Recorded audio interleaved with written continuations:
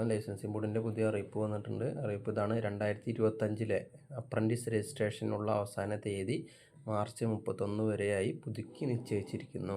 അതുപോലെ തന്നെ 2024 apprentice registration ലഭിച്ച അപേക്ഷകളുടെ ന്യൂനതകൾ പരിഹരിച്ച് ലഭിക്കുന്നതിനുള്ള പക്ഷം ഇവ 2025 അപ്രൻറ്റീസ് രജിസ്ട്രേഷൻ പ്രക്രിയയിൽ ഉൾപ്പെടുത്തേണ്ടതാണ്. അപ്പോൾ അതായത് 2024 എന്തെങ്കിലും കാരണവശാൽ റിജക്റ്റ് ചെയ്ത ആളുകൾ ഉണ്ടെങ്കിൽ അവർക്കത് കറക്ഷൻ ചെയ്ത് വീണ്ടും സബ്മിറ്റ് ചെയ്യാവുന്നതാണ്.